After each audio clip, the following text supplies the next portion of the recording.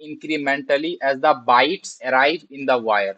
तो ये मतलब बैकग्राउंड में कुछ ऐसी चीजें चल रही होती है। सबसे पहले बाइट्स में तोड़ो, फिर जो भी कैरेक्टर्स है उसके रिगार्डिंग, फिर यहाँ पे टोकेनाइजेशन, फिर टोकन्स को नोड्स में बदल के आपकी डोम बनती है, document object model.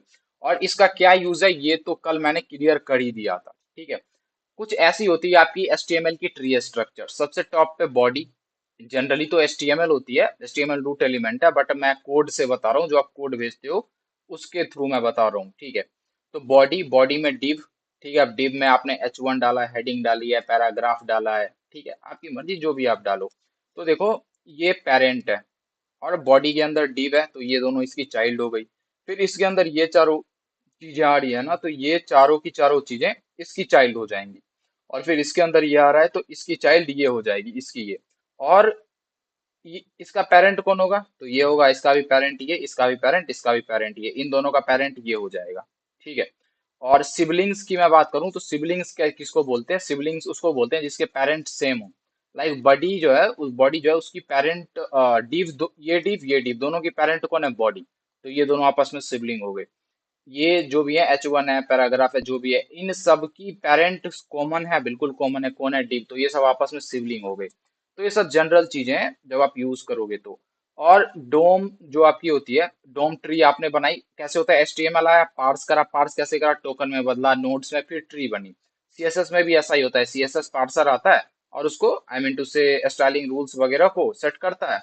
Styling rule से मतलब आपका यहाँ पे ये है कि स्टाइलिंग रूल सेट करने से स्पेसिफिसिटी से रिलेटेड जो भी चीजें होती है उसके कंटेक्स्ट में मैं बोल रहा हूँ। समवन ज्वाइंड, ठीक है, ठीक है जी। तो कुछ ऐसे आप वहां पे चीजों को ऐड करते हो, ठीक है। और फिर जो रेंडर ट्री बनती है, और रेंडर ट्री लाइक लेआउट जो आपकी होती है ना, लेआउट मतलब कुछ ऐसा समझ लो, ये जो नीचे नीचे नीचे दिखा रहा हूँ मैं, लेआउट का मतलब ये समझ लो, ये जो लेआउट आपका बन रहा है, हेडर क्या है, कहाँ क्या दिखाना है, वो लेआउट बनेंगी। और लेआउट बनने के बाद पेंट होंगी वो सारी की सारी चीजें, जो भी कलर वगैरह आपने दी रखी होंगी, एट लास्ट आपको कुछ डिस्प्ले होके मिलता है। मतलब अभी तो मैंने इसमें JS कैसे आता है, JS का क्या पिक्चर है, वो मैंने डाला भी नहीं है। बट आप इतना समझ गए कि इतने स्टेप्स होते हैं तब जाके आपको कुछ डिस्प्ले होता है। आप Amazon पे जाते हो ना क्या, डायरेक्ट आप चीजों को देखने लगते हो, बिल्कुल नहीं। पहले HTML फाइल आएगा, पार्सर आएगा, फिर टोकन्स वगैरह में तोड़ के उसकी ट्री बनेगी। फिर CSS लोड होता है, फिर स्टाइल के रूल्स सेट होते हैं। फिर उन इन दोनों को मतलब जो भी रूल्स आपने सेट करा है उनको आप ट्री के साथ अटैच करते हो। फिर रेंडर ट्री बनती है, लेआउट के रिगार्डिंग बता रहा हूँ मैं। फिर उसको पेंट करा जाता है, जो भी कलर दिया है, एट लास्ट आके डिस्प्ले होता है। तो बैकग्राउंड में ऐसे मोर और लेस चीजें हो रही होती है। अब हम HTML के कुछ क्विक रेफरेंस को देख लेते हैं, जो जो चीजें अभी हम देखने वाले हैं डिटेल में। सबसे पहले HTML एलिमेंट्स, तो वो क्या होता है, डॉक टाइप HTML। अब डॉक टाइप HTML क्या है, आप डिफाइन कर रहे हो किसी डॉक्यूमेंट टाइप क्या होगी, ये मैंने कल बताया था, ठीक है, पार्ट 1 में। फिर HTML head, body, title, Meta tag, जो अच्छा मेटा टैग आप यूज करते हो। मेटा टैग में जो भी जनरल चीजें होती है कि आपकी व्यू क्या है, आपकी विड्थ क्या होगी, जो आप दिखा रहे हो, मेटा डाटा की डिटेल आप इसमें डालते हो, मतलब रैप करते हो। और यहाँ लिखा है कि every HTML page starts with doctype, बिल्कुल इसी पर्टिकुलर टैग से जो भी चीजें होती है वो स्टार्ट होती हैं। एंड देयर आफ्टर क्या, HTML जो है मतलब देते हो कि लैंग्वेज, ये लैंग करके जो होता है ना, यहाँ देते हो इसकी लैंग्वेज वगैरह क्या होगी। हेडिंग्स तो H1 से लेके H6 तक हेडिंग होती है। पैराग्राफ एंड टेक्स्ट तो आप ऐसे देते हो पैराग्राफ वगैरह को, ये पैराग्राफ है। और लाइन को आपको ब्रेक करना होगा, सपोज कर लो ऐसी है कि ये लाइन और इसके जस्ट बाद फिर से कुछ आ रही है, लाइक कोई लाइन वगैरह आ रही है, ठीक है। और आप चाहते हो कि ये पर्टिकुलर लाइन जो है ना वो मूव होके नीचे चली जाए, तो आप BR टैग का यूज करना। और आप चाहते हो कि दो चीजों के बीच में कोई हॉरिजेंटल लाइन बन जाए, जैसे यहाँ पे कोई एक लाइन बनी है ना, कुछ ऐसी दो चीजों के बीच में कोई लाइन बन जाए, अगर आप ये देना चाहते हो तो आप ये HR टैग करके जो है उसका यूज बहुत ही इजीली यहाँ पे आप कर सकते हो। हाँ जी, किसी ने कुछ मैसेज वगैरह करा क्या, sir I can't hear you, is the problem PC। आप एक काम करो, ये मैंने यहाँ पे एक लिंक दे रखा है यूट्यूब का, यहाँ जाके ज्वाइन कर लो, यूट्यूब पे लाइव बता रहा हूँ मैं, ठीक है।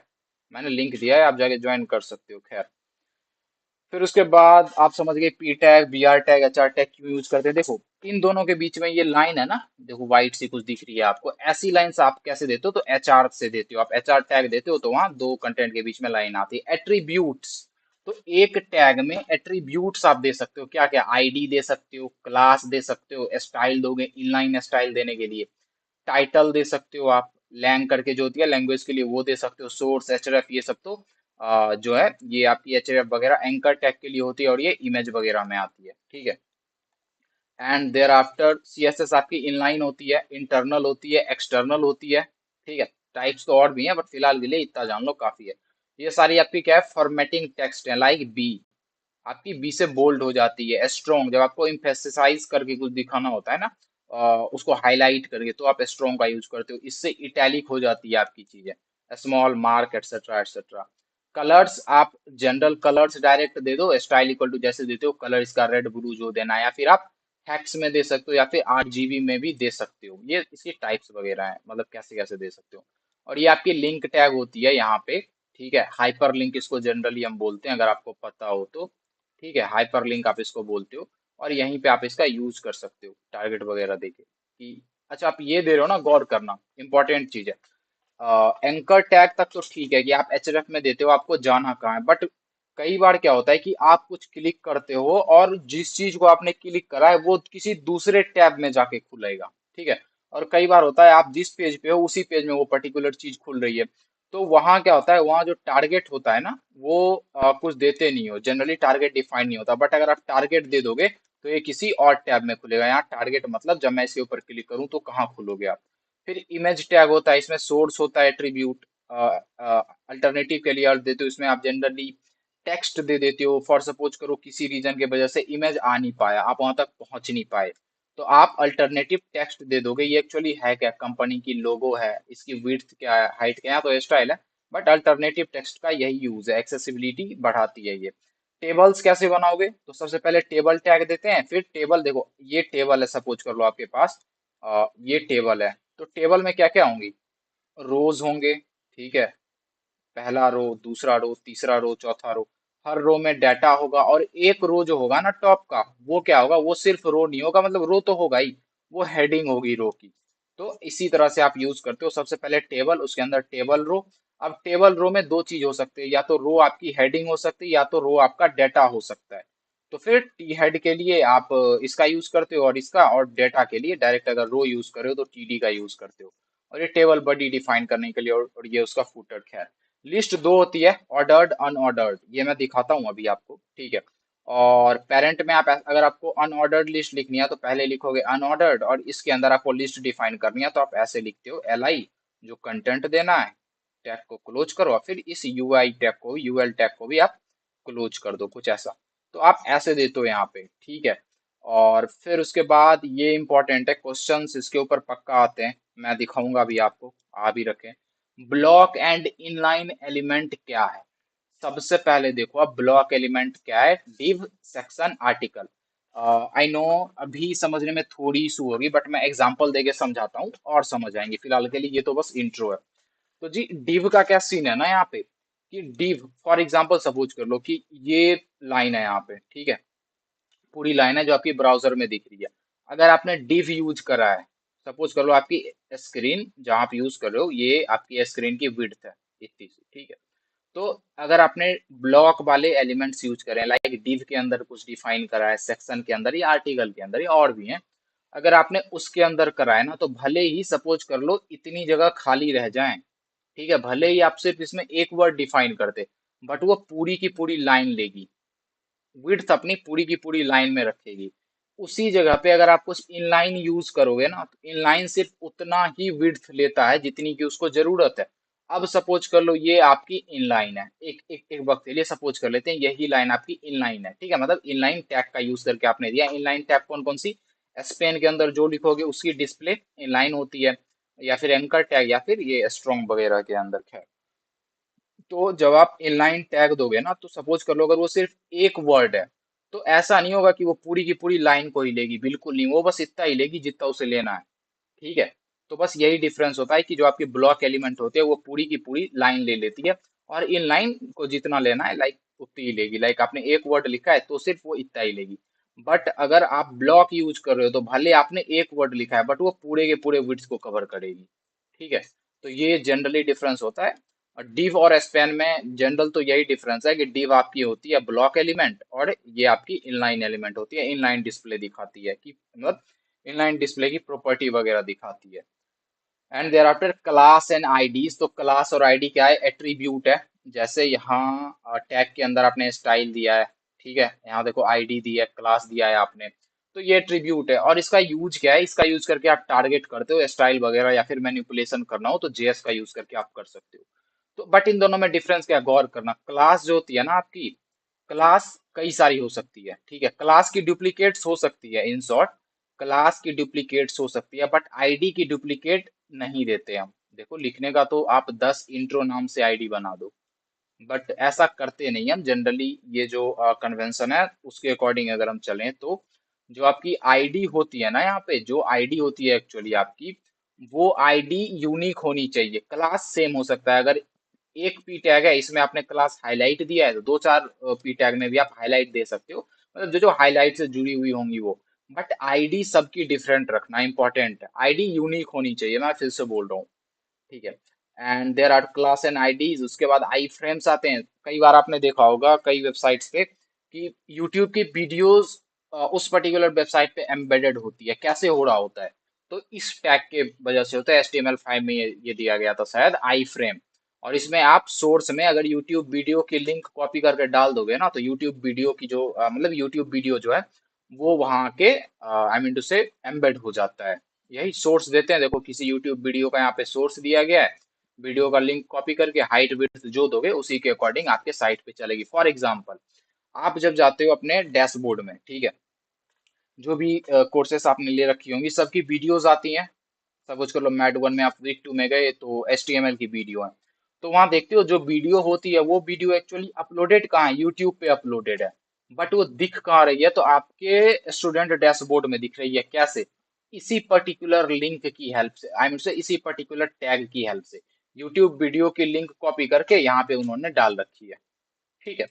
और सिमेंटिक टैग्स तो आपको पता ही है, रोल वगैरह ये डिफाइन करते हैं और SEO के लिए बहुत बेहतर है ये, ठीक है। एक्सेसिबिलिटी बढ़ाता है तो पक्का इसका यूज करना। हेडर, नेव बार, मेन सेक्शन, आर्टिकल है, साइड फुटर, ये सारे सिमेंटिक टैग्स के अंदर आते हैं, तो ये तो मैंने कल अच्छे से बताया था। HTML एंड CSS, तो HTML CSS लिंक स्टाइल, देखो CSS आपकी अगर आपने एक्सटर्नल CSS यूज करी है किसी और फाइल में ना, तो क्या होता है कि आप उसको टैग कर देते हो, कैसे, लिंक टैग से, ठीक है। HTML वाले फाइल में आप लिखते हो लिंक, और उसमें सबसे पहला एट्रीब्यूट होता है कि रिलेशन क्या है, मतलब किस टाइप की, तो आप बोलते हो अच्छा ये स्टाइल सीट होगी। उसके बाद आप href टैग देते हो और उसमें आप देते हो कि आपके फाइल की लोकेशन क्या है, नेम क्या है, जो भी है वो। और स्टाइल टैग में जब आपको यूज करना होता है इंटरनल CSS, जिसमें आपने HTML लिखा है उसी में यूज करना है, तो स्टाइल टैग के बीच में जो भी आप स्टाइल दोगे, CSS लिखोगे, वो अप्लाई हो जाती है उसी पर्टिकुलर HTML पेज पे। और जावा स्क्रिप्ट में आप एसिंक डिफर, अच्छा इसको रहने देते हैं, ज्यादा हो जाएगा ये फिलहाल के लिए, खैर। और एक चीज और लेआउट से रिलेटेड, अच्छा हेड सेक्शन, इसमें टाइटल होता है, मेटा टैग है, लिंक है, स्टाइल है, एक्सेट्रा एक्सेट्रा, ये सब हेड टैग के अंदर जाते हैं, मेटा डेटा से रिलेटेड या फिर एक्सटर्नल रिसोर्स से रिलेटेड चीजों को दिखाने के लिए। लेआउट में फ्लैक्स बॉक्स इंपॉर्टेंट है, ग्रिड बॉक्स इंपॉर्टेंट है। ग्रिड ग्रिड एक वक्त के लिए छोड़ भी दो, तो एटलीस्ट आपको फ्लैक्स बॉक्स तो पता होना ही चाहिए। अब क्या है इसके यूसेजेस क्या है वो मैं बता दूंगा। तो लेआउट में फ्लैक्स, ग्रिड और डिप वगैरह, सिमेंटिक टैग्स वगैरह, ये सब इंपॉर्टेंट है। फ्लैक्स बॉक्स या ग्रिड बॉक्स देते कैसे हो, तो आपको डिफाइन करनी पड़ती है CSS में कि डिस्प्ले और की टाइप क्या होगी। अगर आपने डिस्प्ले की टाइप फ्लैक्स दी तो उसके रिगार्डिंग बिहेव करेंगी, ठीक है। तो अब हम आगे देखते हैं। रेस्पॉन्सिव बनाने के लिए जनरली तो अगर आप बूटस्ट्रैप यूज करोगे तो खुद ब खुद ही रेस्पॉन्सिव हो जाती है, बट अगर आप बूटस्ट्रैप यूज ना भी करो तो फिर आपने ना अगर खुद से कोर CSS से, जो एक्चुअल CSS होती है उससे उसको रेस्पॉन्सिव बनाना होता है, तो मीडिया क्वेरी का यूज करते हैं। फिलहाल के लिए बस देख लो, हम ऐसे लिखते हैं, तरीका देख लो, मैं जब कोड दिखाऊंगा तो और समझ आएगा। हम लिखते हैं @मीडिया और इसकी मैक्स विड्थ, मतलब जब इसकी मैक्स विड्थ 600 पिक्सल हो ना आपके स्क्रीन की, तब आप क्या CSS अप्लाई करना चाहते हो। जब वो 1500 पिक्सल हो जाए, लाइक बड़े लैपटॉप पे आप चला रहे हो, तब क्या CSS दोगे। तो उसके रिगार्डिंग हम मीडिया क्वेरीज हैंडल करते हैं और उसको लिखने का यही तरीका है, @मीडिया, और यहाँ पे प्रॉपर्टी दो, आप कब लगाना चाहते हो। फिर जो आप CSS की प्रॉपर्टी यहाँ दोगे वो तभी अप्लाई होगा जब वो इस कैटेगरी में फॉल करेगा। अब कंप्यूटर कोड कमेंट्स ऐसे कमेंट करते हैं, और जिस किसी भी चीज को आप कमेंट कर देते हो ना, उसको जनरली जो आपकी होती है, आई मीन से जिसको आप कमेंट कर देते हो, उसको आपकी जो HTML की जो पार्सर होती है उसको इग्नोर कर देता है, उसको पढ़ता नहीं है। और ये सिंबल वगैरह के लिए यूज करते हो आप, लाइक कॉपी का सिंबल देना है यहाँ पे, ऐसे देते हो ना, ये कॉपीराइट के लिए, तो उसका उसके लिए आप यूज कर सकते हो। तो ये सारी की सारी चीजें। अब इमोजीज वगैरह रहने देते हैं।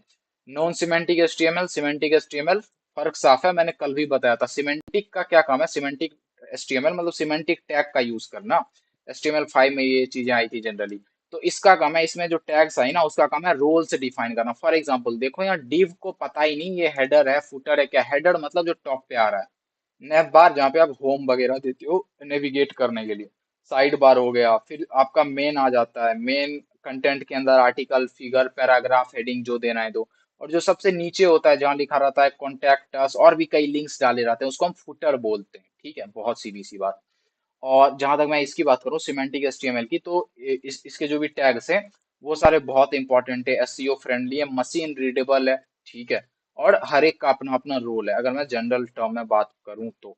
और CSS से जुड़ी चीजें भी थोड़ी बहुत ही सही मैंने कल देखी थी, बट आज मैं आपको कुछ कुछ दिखाता हूँ। देखो, सबसे पहले इनलाइन CSS ऐसे देते हो आप, टैग में ही दे देते हो। इसकी स्पेसिफिसिटी वैल्यू जो होती है ना, वो 1000 होती है।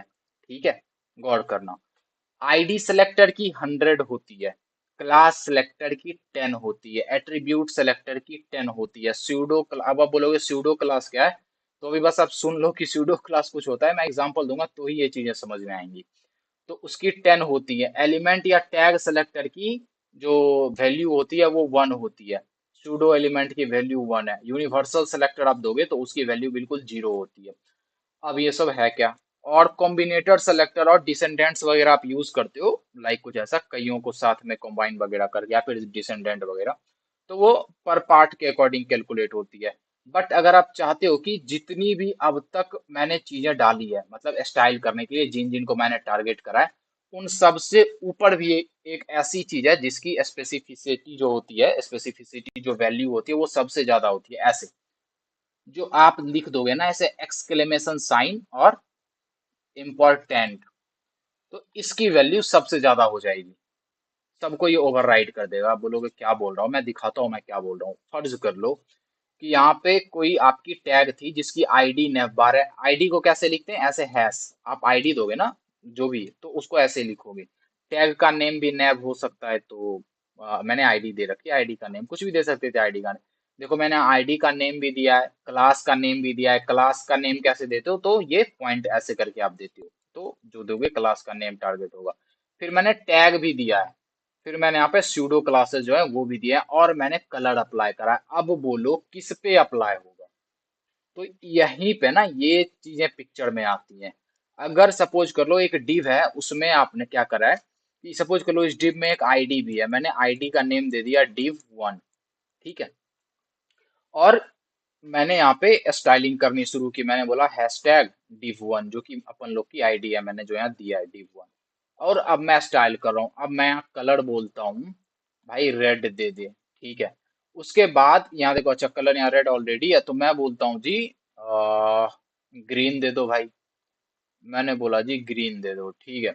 और फिर उसके बाद क्या हुआ, आईडी से मैंने कर, अब मैं क्लास से करता हूँ। सपोज कर लो इसमें एक क्लास भी था, क्लास का भी नेम मैं div1 ही दे देता हूँ, चलेगा समझने के लिए फिलहाल। और इसमें मैंने बोला कलर जो है ना वो स्काई दे दे, कुछ ऐसा मैंने ऐसा बोला है, इसको वायलेट दे दे, स्काई जो भी है।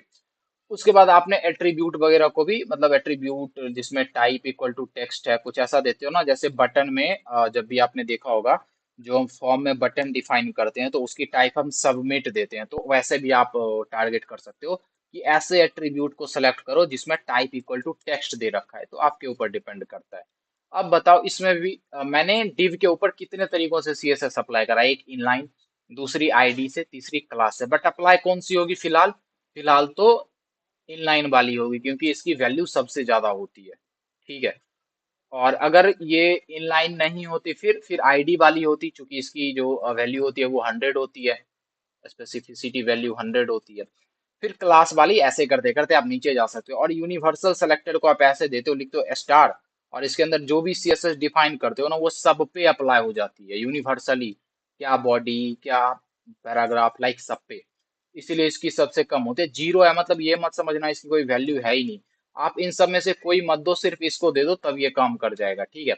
और मान लो आप चाहते हो ना कि सब सपोज कर लो यहाँ पे इसकी वैल्यू सबसे कम है, बिल्कुल जीरो है, बट आप चाहते हो कि इसमें जो स्टाइल मैंने लिखा है वही अप्लाई हो सारी जगहों पे, तो आप क्या करना, जो भी ये स्टाइल दोगे, जैसे कलर रेड आप दोगे तो उसके आगे में ऐसे दे देना इंपॉर्टेंट करके। जैसे ही आपने इंपॉर्टेंट दिया तो उसकी वैल्यू सबसे ज्यादा हो जाती है, तो वो सबको ओवरराइड कर देगा।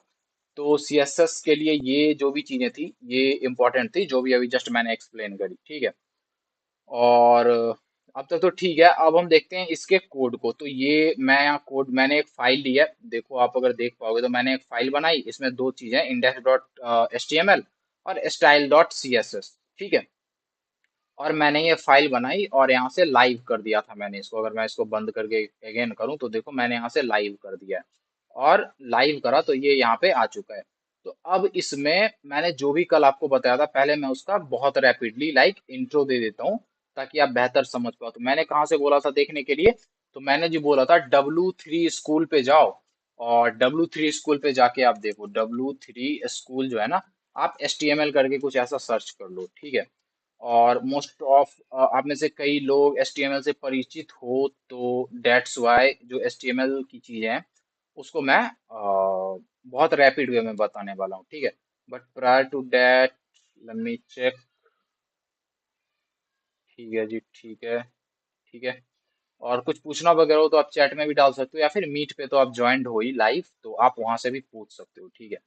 तो HTML की जनरल चीजें तो मैंने कल करा दी थी कि ये बॉयलर प्लेट कोड क्या है, ऐसे मतलब क्या क्या हो रही है यहाँ पे चीजें, ठीक है। और फिर अब मैं आता हूँ, लाइक आप अगर बिल्कुल ही बिगनर हो तो यहाँ गौर करना मैंने कैसे लिखा। तो मैंने एक्सटेंशन वगैरह इसमें जनरली आती हैं, तो मैंने करा एक्सक्लेमेशन साइन, जैसे ही आप यहाँ डालोगे ना और एंटर करोगे, ये बॉयलर प्लेट खुद जनरेट होके चला आता है। ये आपका मेटा टैग है, इसमें नेम व्यू पोर्ट है, और जो कंटेंट आप दोगे उसकी विड्थ की मतलब जो भी कंटेंट आप दिखाओगे उसकी विड्थ की क्या होनी चाहिए। तो आपने बोला जो डिवाइस की विड्थ है वही उसकी विड्थ होगी। अगर लैपटॉप में देख रहे हो तो उसके विड्थ के अकॉर्डिंग काम करेगा, फोन में देख रहे हो तो उसके अकॉर्डिंग काम करेगा। आपको पैराग्राफ देना है तो मैंने लिखा पी, और एक डमी टेक्स्ट होता है, आप लिखते हो लॉरेम, और उसके बाद आपने 20 लिखा ना, तो ये 20 डमी टेक्स्ट आ गए लाइक रेंडमली। आप लिखोगे लॉरेम, आप लिखोगे 50, तो देखना 50, अच्छा ऐसा आ गया, वेट थोड़ा यहाँ पे स्पेस देना होगा ना। आप लिखोगे लॉरेम, लॉरेम 80 लिखता हूं मैं, तो देखो 80 टेक्स्ट जनरेट हो गए। आप क्या करना, फॉर्मेट डॉक्यूमेंट में जाना, ये दिख रहा है तो ठीक है, वरना शिफ्ट अल्ट एफ डालोगे तो फॉर्मेट हो जाती है। देखो तो ये लॉरेम, और जो भी नंबर दोगे उतनी चीजें आ जाती हैं। और अभी आप अगर देखो तो वही चीजें मुझे यहाँ पे दिख रही हैं, ठीक है। ये सारी की सारी चीजें जो भी है वो तो मैंने मोर और लेस आपको करा ही रखी है। अब मैं आता हूँ कहाँ, तो भी अब मैं आता हूँ आपके HTML पे, ठीक है। तो ये रही आपकी HTML, इसमें मैंने बता रखा है एट्रीब्यूट क्या होता है, हेडिंग क्या है, पैराग्राफ क्या है, ठीक है। CSS की चीजें मैं बताऊं तो देखो ये पैराग्राफ है ना, मैं अगर यहाँ पे दे दूं आपकी क्या स्टाइल मैंने यहाँ दिया, ठीक है, गौर करना, फ़ॉन्ट साइज 20 दिया, कलर ये मैंने यहाँ से सेलेक्ट कर रखा है। चलो मैं कोई ऐसा कलर सेलेक्ट करता हूँ अपने इस टेक्स्ट के लिए। अब देखो मैंने इसी पी टैग के ऊपर अपने एक्सटर्नल, देखो गौर करना है, दो फाइल्स हैं, index dot H T M L, style dot C S S, ठीक है।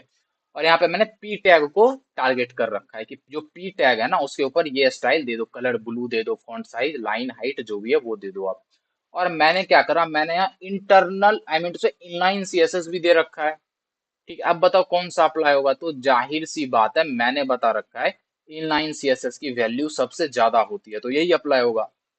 तो यहाँ देखो कौन सा अप्लाई हुआ, तो ये वाली जो मैंने यहाँ दी थी ना कलर इनलाइन वाली वो अप्लाई हुई। बट अगर ये ना हो, फर्ज कर लो ये ना हो, फिर क्या, फिर जो एक्सटर्नल सीएसएस में है, वो आपकी अप्लाई हो जाएगी। वेट, एक्सटर्नल, अच्छा एक्सटर्नल सीएसएस को लिंक कैसे करते हो, एक्सटर्नल सीएसएस मतलब किसी मतलब एक फाइल बनाना, नाम कुछ भी दे सकते हो, style dot C S S, index dot C S S, जो भी मन है, और उस फाइल को इसमें इंटीग्रेट कर देना। कैसे, लिंक टैग लेना और href में आप डाल देना आपकी फाइल की नेम, जैसे मेरे फाइल का नाम क्या है, style dot C S S, मैंने डाल दिया।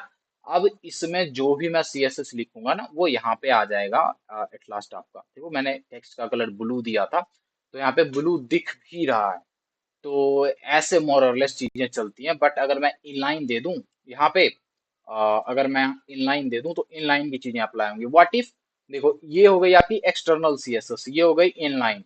एंड व्हाट इफ मैं स्टाइल, आई मीन टू से इंटरनल सीएसएस दूं, फिर मैं यहाँ स्टाइल टैग दूं और इसके अंदर अब मैं डिफाइन करता हूँ। मैं यहाँ भी बोलता हूँ पी टैग दो, चलो मैंने इतना कुछ दे दिया। फॉन्ट फैमिली मैंने दे दी 3, mono space, area, sans serif, जो भी देना चाहो। फॉन्ट की वेट मैंने बोल्ड दे दी, आप कुछ और दे सकते थे। टेक्स्ट ट्रांसफॉर्मेशन एक प्रॉपर्टी होती है, इसके थ्रू आप ट्रांसफॉर्म करते हो। आप अगर अपर केस मतलब लिखोगे तो सब अपर केस में हो जाएंगे, लोअर तो लोअर। लेटर स्पेसिंग, लेटर के बीच में, लाइक ये दो लेटर है ना, तो इनके बीच स्पेसिंग की बात करिए। सपोज कर लो मैं इसको यहाँ पे 20 कर दूं, फिर देखना कितना ज्यादा बढ़ता है। खैर अभी 2 ही रहने देते हैं।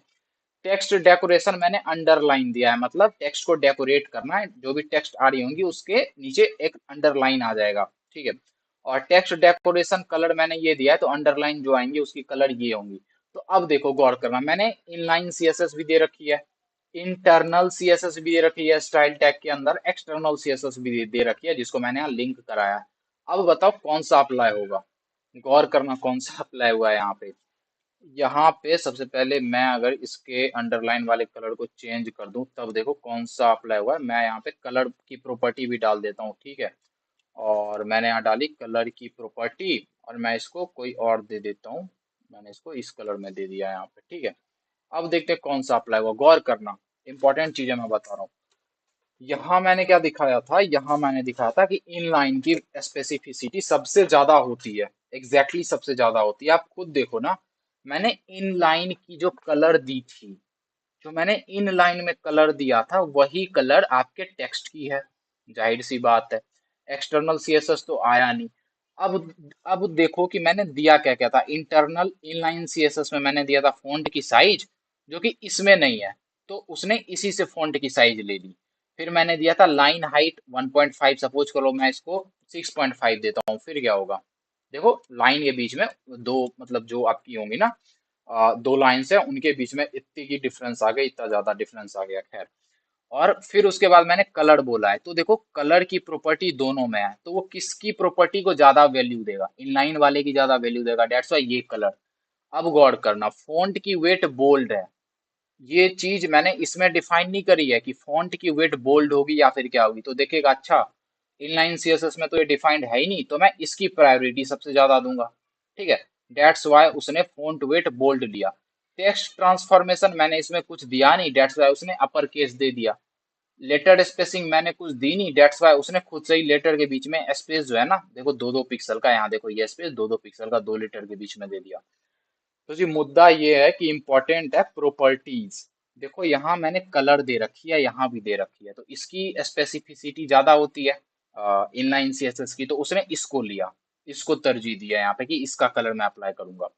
बट कुछ प्रॉपर्टी हैं like text transformation, letter spacing, text decoration colour करके, जो कि मैंने इसमें डिफाइन नहीं करी है, और ना ही मैंने इसमें डिफाइन करी है, इसमें भी मैंने डिफाइन नहीं करी है। तो फिर वो क्या करेगा, वो इसकी, इन तीनों प्रॉपर्टी में इसकी प्रॉपर्टी को उठा लेगा। कहने का मतलब कि वो क्या करेगा, वो सारी प्रॉपर्टी को लेता है, चाहे आप ये इनलाइन में लिखो, इंटरनल में लिखो, या फिर एक्सटर्नल में लिखो। सारी प्रॉपर्टी देखो, कलर वो यहाँ से भी उठाएगा, यहाँ से भी उठाएगा, और यहाँ से भी उठाएगा, ब्लू मैंने दे रखा है ना। फिर डिसाइड करेगा मुझे दिखाना कौन सा है, तो बोलेगा मतलब इनलाइन सीएसएस की सबसे ज्यादा वैल्यू है, तो मैं इसको प्रायोरिटी दूंगा, मैं इसकी कलर को दिखाऊंगा। अब गौर करो, वो लेटर स्पेसिंग यहाँ से भी उठाएगा, और सपोज कर लो मैंने यहाँ भी लेटर स्पेसिंग दे रखी है, यहाँ मैंने 20 पिक्सल दे रखा है। बट वो क्या करेगा, देखेगा अच्छा इंटरनल में भी लेटर स्पेसिंग है, एक्सटर्नल में भी है, तो वो इंटरनल वाली स्पेसिंग उठाएगा। मतलब प्रॉपर्टी सबकी उठाता है, चाहे इनलाइन हो, इंटरनल हो, एक्सटर्नल हो, सबकी प्रॉपर्टी उठाएगा। बट कौन सी प्रॉपर्टी अप्लाई करनी है, वो कैसे डिसाइड होगी, स्पेसिफिसिटी वैल्यू से। अब सपोज कर लो ये जो आपकी टेक्स्ट की कलर है ना, ये कुछ ज्यादा हो गया, वेट, और just wait for a second, ठीक है। अच्छा एक्सटर्नल सीएसएस लेटर स्पेसिंग में उसने यूज कर लिया था, अच्छा ठीक है। तो अब सपोज करो मैंने यहाँ कलर, यहाँ से मैंने इनलाइन से कलर हटा दिया, अब किसका कलर अप्लाई होगा, तो अब ये कलर अप्लाई हो गया, क्यों, क्योंकि अब देखेगा कलर प्रॉपर्टी एक इंटरनल सीएसएस के पास है, और एक एक्सटर्नल सीएसएस के पास है तो बोलेगा मैं इसका अप्लाई करूंगा, ठीक है, मतलब इनलाइन के बाद इसकी प्रायोरिटी आती है। एंड उसके बाद कुछ और भी अगर मैं आपको दिखाऊं तो फिर मैं क्या दिखा सकता हूँ, आप यहाँ देख रहे हो ये कैसे कलर वगैरह आ रही है, मैं इसको सेव करूँ तो फिर से वो इसको वैल्यू देने लगेगा, लाइक इसको। अब आप बोलो इसकी इसकी वैल्यू तो सबसे यहाँ पे कम है क्योंकि मैंने मतलब डायरेक्ट पी टैग को टारगेट करा है। बट मैं चाहता हूँ यही जो कलर है ना यही अप्लाई हो, तो कैसे? तो मैंने क्या बताया, इम्पोर्टेंट करके होता है, ठीक है, इम्पोर्टेंट करके यहाँ पे आपका एक होता है मार्क। अगर मैं अब इम्पोर्टेंट मैंने इसमें डिफाइन करा, भले ही इसकी स्पेसिफिसिटी जो प्रायोरिटी थी वो सबसे कम है, बट अब ये कलर अप्लाई होगा, देख लो यहाँ पे आप, देखो ब्लू हो गई ना चीजें। तो इसका यूज करके आप एक्सर्ट कर सकते हो कि भाई ये अप्लाई कर। तो ये चीजें थी कौन कब कैसे अप्लाई होता है। अब हम जाते हैं, जो भी चीजें मैंने W3 स्कूल पे जाओ आप खुद भी प्रैक्टिस कर सकते हो, एंकर टैग वगैरह वगैरह के सब्जेक्ट में मैंने कल बता ही दिया था। और अब बारी आई HTML लिंक्स की, तो हाइपर लिंक वही थी, चीजें मैंने कल बताई थी, ठीक है। उसके बाद अब हम आते हैं HTML पेज टाइटल। तो इस टाइटल में जो भी आप डिफाइन करते हो वो आपकी पेज टाइटल। खैर टेबल्स पे आते हैं, इंपॉर्टेंट है। तो ये आपकी कुछ ऐसी टेबल दिख रही है, हम कोड इसको ऐसे लिखते हैं, मैं अगर इसी को यहाँ से कॉपी कर लूँ ना, सपोज कर लो आप, ठीक है, और मैं अब ये पी टैग वगैरह कमेंट करता हूँ, चलो रहने देते हैं, क्या ही इशू है, नीचे कर देते हैं इसको। तो सबसे पहले मैं क्या करूँगा, यहाँ पे div टैग बनाऊंगा, ठीक है। मैं अगर डायरेक्ट div भी लिख दूँ तो काम हो जाना है। div के अंदर मैं क्या करता हूँ, मैं सेक्शन टैग लेता हूँ। आपको पता है सेक्शन क्या है, जो आपकी होती है, मेरे कहने का मतलब ये सिमेंटिक टाइप, ठीक है। तो मैंने यहाँ सेक्शन दे दिया, अब मैं इसमें डिफाइन करता हूँ ये टेबल। टेबल कैसे डिफाइन करते हैं, मैं अगर इन सबको हटा दूं तो सबसे पहले तो आप दोगे टेबल की ओपनिंग टैग और क्लोजिंग टैग। फिर क्या, फिर टेबल में भाई क्या होंगी, रो होंगी, तो टेबल की रो डिफाइन करोगे। देखो यहाँ टेबल की रो डिफाइन करी गई है, ये पहली रो, ये दूसरी रो, और ये आपकी तीसरी रो, ठीक है। और टेबल की रो डिफाइन करने के बाद रो में हम डेटा देते हैं, तो हम डेटा दे रहे होंगे जी। और डेटा में भी डिसाइड करना होगा कौन सी डेटा को हम हेडिंग बनाएंगे। जैसे कंपनी कॉन्टैक्ट कंट्री अगर मैं सेव करूँ यहाँ और आपको दिखाऊं तो देखो, कंपनी कॉन्टैक्ट कंट्री जो है अपन लोग की, वो क्या हो गई यहाँ पे एज अ हेडिंग आ रही है। डेट्स वाई जो हेडिंग देते हो उसको, उसके लिए आप TH टैग यूज करते हो। और उस हेडिंग के लिए जो डाटा चाहिए, लाइक मेरी कंपनी है, कॉन्टैक्ट है, कंट्री है, तो उसके लिए आप TD वाले टैग का यूज करते हो जनरल वे में, यही जो भी चीजें है यहाँ पे, ठीक है। और इसको और क्या क्या कर सकते हो, तो इसके ऊपर आप आई मीन टू से इसको और बेहतर बना सकते हो CSS वगैरह का यूज करके, ठीक है। ये तो जनरल टेबल डिफाइन करा गया। यहाँ पे भी आप जा सकते हो ट्राई इट योर सेल्फ में। तो यहाँ पे देखो स्टाइल में विड्थ इसकी 100% करके कुछ दे रखी है। अगर मैं भी इसकी विड्थ यहाँ 100% दे दूं, चलो मैंने दे दिया कुछ ऐसा। और बॉर्डर में मैंने बोला कोलैप्स। एज ऑफ नाउ मैं अगर इसको सेव करूं और मैं करता हूँ यहाँ पे सेव, तो पहले सेक्शन हटाता हूँ मैं, शायद इसलिए अप्लाई नहीं हो रहा क्या, नहीं सेक्शन से तो इशू नहीं है, खैर। तो जो भी हो, तो यहाँ पे देखो विड्थ मैंने दी 100%, तो पहले वो सिर्फ यहाँ तक आ रहा था, उसने 100% ले लिया विड्थ। बट देखो कंपनी हेडिंग यहाँ है और उसका डाटा यहाँ मतलब बहुत दूर दूर पे है, तो इन सब को फिक्स कर दो। बॉर्डर को मैंने कोलैप्स दिया है, मार्जिन मैंने टॉप की जो दी है वो 20 दी है। अच्छा, एक चीज और, ये तो आप समझ रहे हो। अब एक चीज इंपॉर्टेंट है, लाइक अगर आपको बॉर्डर देना हो टेबल का तो आप कैसे देते हो, तो बॉर्डर आप ऐसे देते हो यहाँ पे कि आप इसको डायरेक्ट भी चाहो तो टारगेट कर सकते हो, देखो यहाँ पे। ओ गॉड, खैर। देखो मैंने इनलाइन CSS दिया है, बट आप अगर इनलाइन नहीं देना चाहते, एक्सटर्नल देना चाहते, तो आप क्या कर दो, यहाँ पे आईडी दे दो इसकी। आईडी इक्वल टू आप दे दो माय टेबल, ठीक है। माय टेबल मैंने आईडी दे दी, डबल कोट्स, कुछ ऐसा। और अब मैं आईडी के ऊपर स्टाइल देना चाहता हूँ, तो मैं क्या लिखता हूँ, हैशटैग उस आईडी का नेम और जो स्टाइल चाहिए। जैसे मैंने बोला विड्थ 100%, बॉर्डर कोलेप्सेबल क्या चाहिए, तो मैंने बोला कोलेप्स, और मार्जिन टॉप की 20 मैंने दी है। मैंने इसको सेव करा, देखो चीजें आ गई। मार्जिन टॉप, मार्जिन अगर मैं सपोज करो 200 देता हूँ तो ये स्पेस ले लेगा 200 पिक्सल का, देखो ऊपर से लिया इसने। अब एक इंपॉर्टेंट चीज बॉक्स मॉडल आती है, उसके ऊपर मैं आऊंगा, फिलहाल आप जनरल वे में देख लो, काफी है, ठीक है। तो कोलैप्स दे सकते हो, और फिर बॉर्डर वगैरह भी चाहो तो यहाँ दे सकते हो आप। मैंने सपोज कर लो बॉर्डर, मैंने बॉर्डर देनी है, मैं बोलता हूँ बॉर्डर, मैं बोलता हूँ 3 पिक्सल, सॉलिड मैं बोलता हूँ डॉटेड, डॉटेड स्टाइल में दूंगा और ब्लैक कलर की मैं बॉर्डर दूंगा। देखो यहाँ ब्लैक कलर की बॉर्डर आ गई। ठीक है, डॉटेड की जगह सॉलिड देते हैं हम, जनरली बेहतर होता है। देखो तो यहाँ सॉलिड करके आपकी ये बॉर्डर आ गई। ठीक है, और फिर उसके बाद अब टेबल रो टेबल डाटा वगैरह को डिजाइन करना है, तो लाइक अगर इसको भी करना है, मैं इसको यहाँ डाल देता हूँ। लाइक मैंने कॉपी करके डाला है, देख रहे हो आप। तो ये टी एच और टी डी के ऊपर, ये जो टी एच आपकी है और ये टी डी है, इसके ऊपर ये स्टाइल मोर और लेस अप्लाई हो गई होगी, देख सकते हो आप।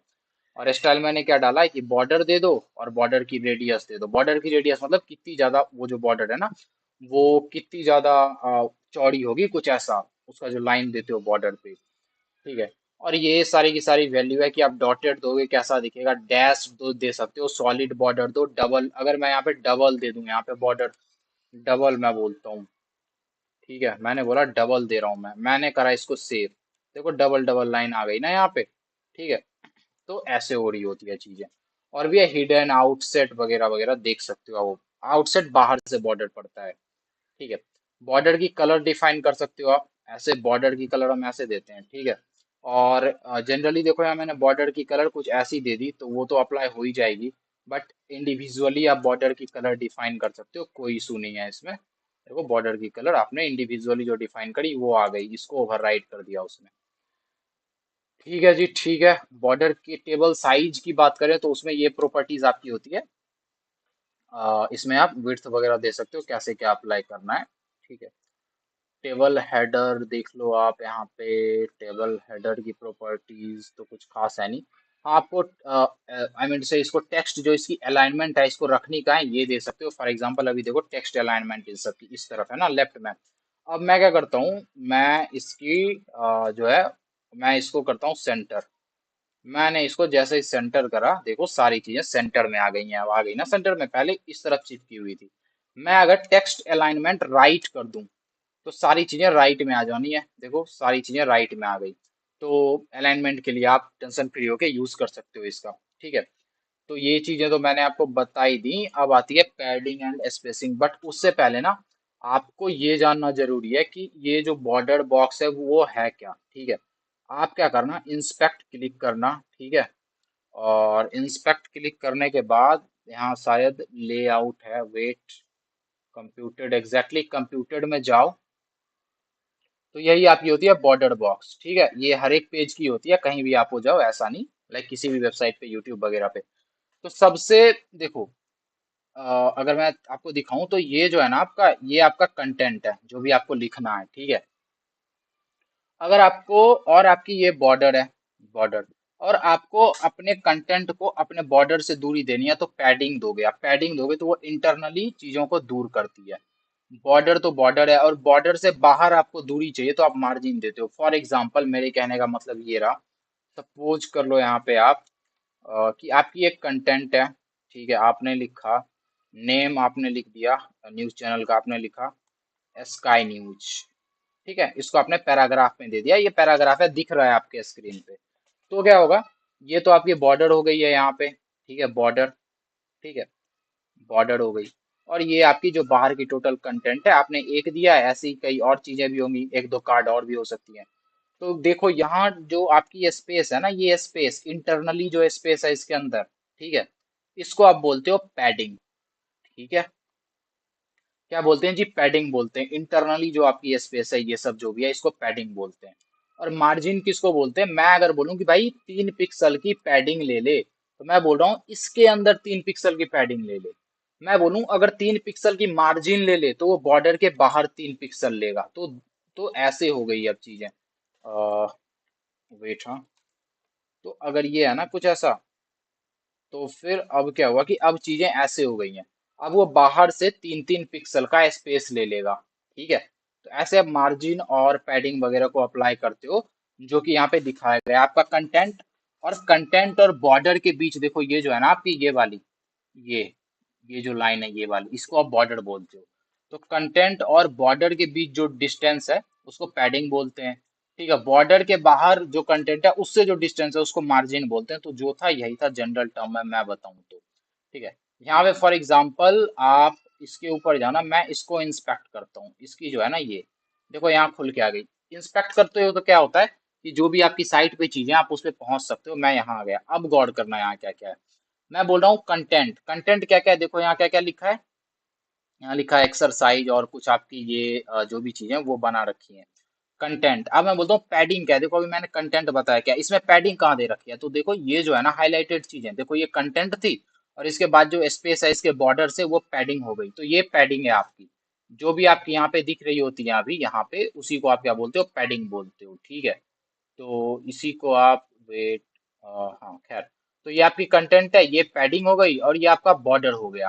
ठीक है, बॉर्डर जो आपको दिख रहा है इसको आप बॉर्डर बोलते हो। ठीक है, और बॉर्डर, कंटेंट, पैडिंग, कंटेंट और बॉर्डर के बीच जो स्पेस देते हैं उसको पैडिंग बोलते हैं।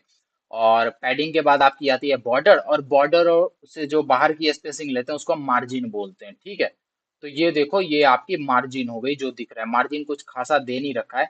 अब सपोज करो जब मैं से इंस्पेक्ट मैंने करा ना, देखो इसी को बोलते हैं इंस्पेक्ट, ऐसा होगा कोई लोगो उसके ऊपर आना, सेलेक्ट करना, और मैं चाहता हूँ यहाँ आना, तो यहाँ आऊंगा, तो इसका जो कोड है वो नीचे खुल के आ गया। आप देखो गौर करो, अब ये आ गया कि इसकी बैकग्राउंड कलर ये है। मैं इसकी बैकग्राउंड कलर चेंज करता हूँ, फॉर एग्जाम्पल सपोज कर लो, मैं अगर चेंज करूँ ना इसकी बैकग्राउंड कलर, तो मैं इसकी बैकग्राउंड कलर कुछ ऐसी कर देता हूँ। तो देखो इसकी बैकग्राउंड कलर कुछ ऐसी हो गई, मैंने कर दिया व्हाइट स्ट्राइप। तो अकॉर्डिंगली आप करवा सकते हो जैसा भी आपको चाहिए। ठीक है, मैंने ऐसे इसकी बैकग्राउंड कलर कर दी। अब टेक्स्ट अलाइनमेंट सेंटर है, मैं टेक्स्ट अलाइनमेंट यहाँ राइट कर देता हूँ, सब राइट आ गया मतलब। ठीक है, मैं यहाँ सेंटर कर दूं तो सब सेंटर आ जाएगा। ठीक है, और पैडिंग आप देख सकते हो, पैडिंग देखो यहाँ 4 दी गई है, ऐसे ही हम पैडिंग डिफाइन करते हैं। ये पैडिंग है आपकी लेफ्ट की। ठीक है, मैं अगर यहाँ पे दे दूं ना 280 पिक्सल मैं देता हूँ, गौर करना। अभी आप यहाँ गौर करना, यहाँ होगा क्या, मैं देता हूँ ये लेफ्ट पैडिंग इसको बोलते हैं, और इसको टॉप, इसको राइट, इसको बॉटम। ठीक है, 4 जो आप देते हो। मैं अगर इसको 200 दे दूं तो देखो इसने कितना ज्यादा स्पेस ले लिया। मैं अगर पैडिंग यहाँ 80 देता हूँ तो देखो स्पेसिंग इसकी। ठीक है, मैं अगर पैडिंग यहाँ 10 देता हूँ बस, तो देखो इसने कितना कम स्पेस लिया। मैं यहाँ पैडिंग 0 देता हूँ, अच्छा ये टॉप का है, सॉरी यहाँ टॉप से ले रहा है, ये टॉप है, तो यहाँ पे इसने 0 ले लिया, बट 20 रहने देते हैं।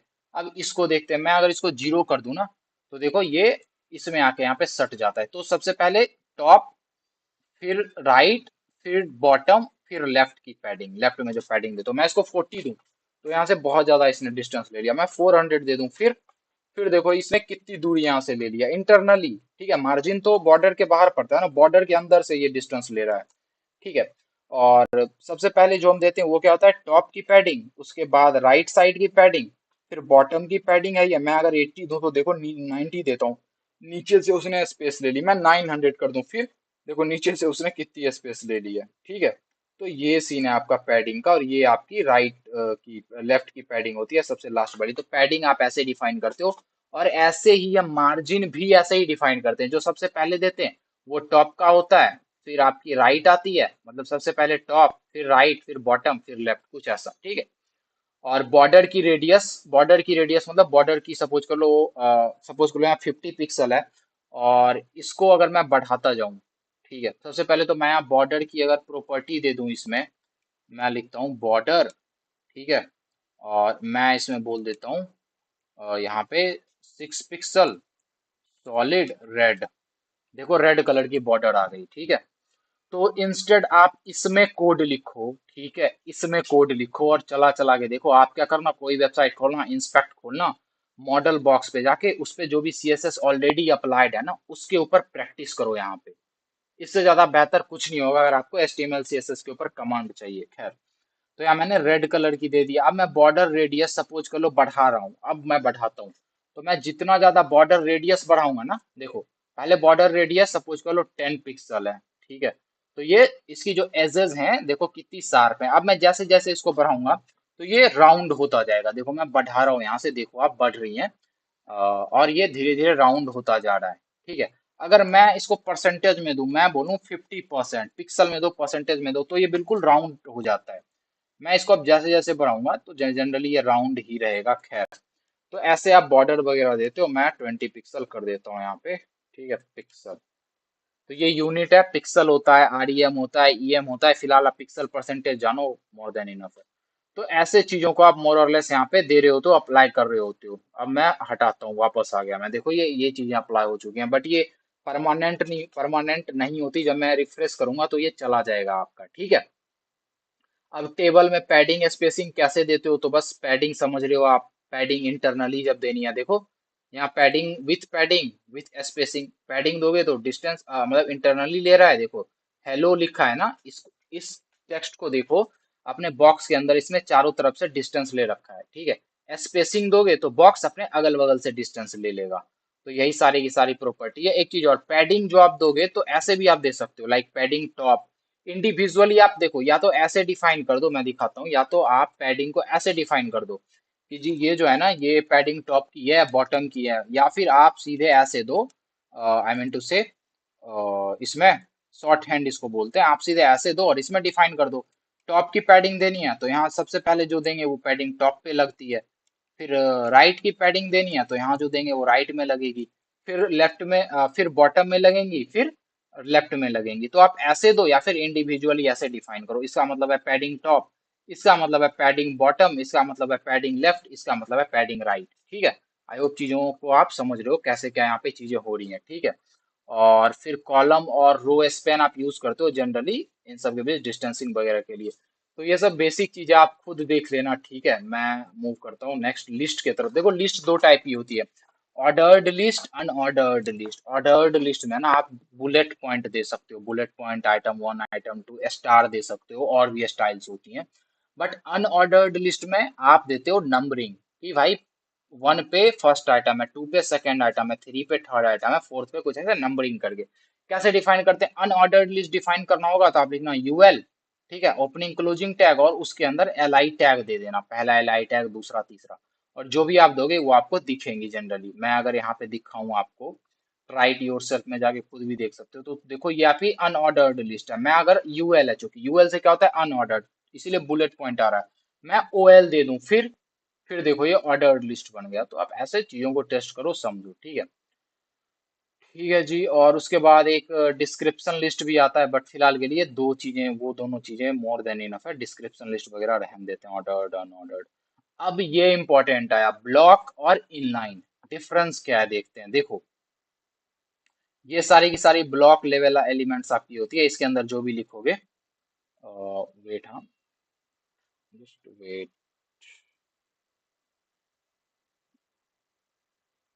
इसके अंदर मतलब address, article, DT, paragraph, unordered list, ठीक है, नेव, फुटर, मतलब फुट, डिव, इन सब के अंदर जो भी लिखोगे मेन, ये सब क्या होता है ब्लॉक लेवल एलिमेंट, और ये होता है इनलाइन एलिमेंट। अब डिव और ये सारी इनलाइन एलिमेंट्स की लिस्ट है आपकी, देख सकते हो आप, ठीक है।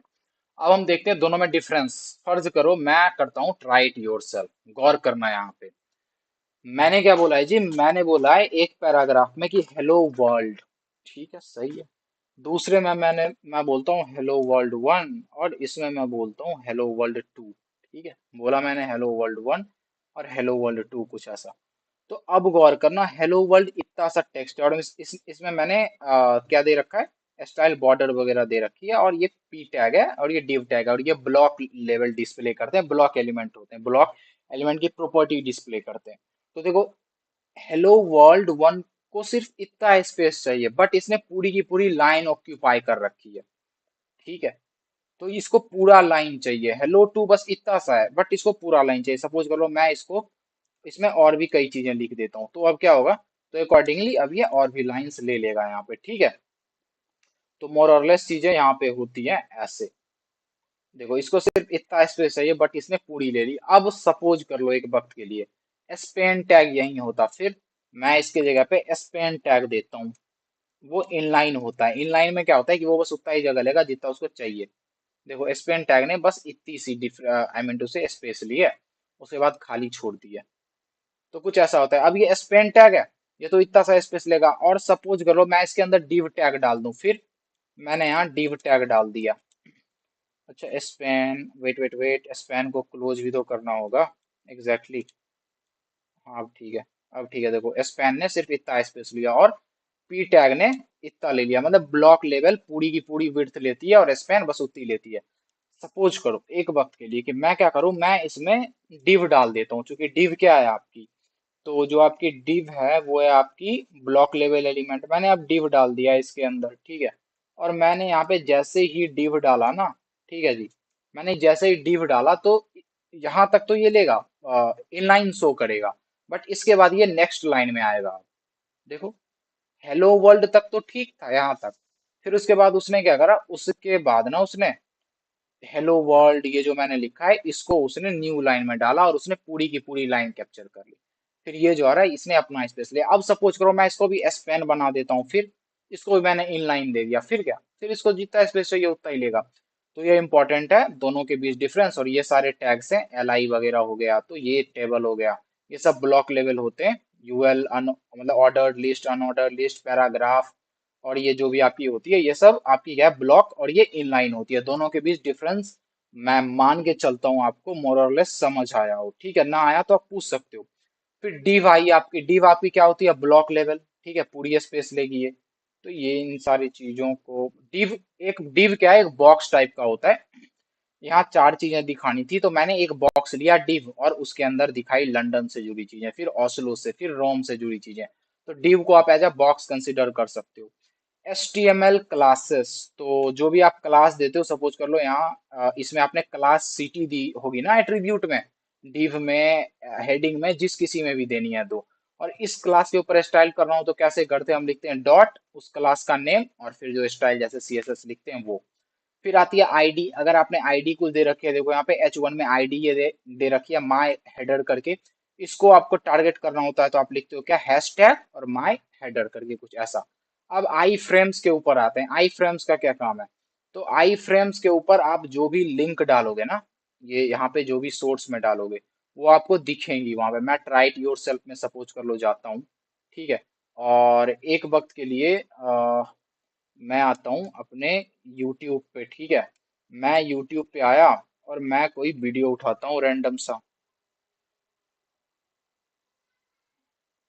मैंने कोई वीडियो उठा ली। अरे यार, वीडियो कॉपी करने के लिए लिंक कहाँ आ रहा है।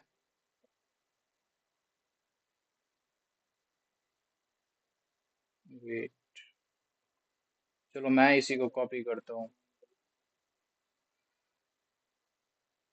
खैर, और मैं इसको करता हूँ क्लोज, ठीक है। But just wait for a second, ये बैकग्राउंड वॉइस कहाँ से आ रही है। किसी ने कुछ चला रखा है क्या। हेलो, वेट,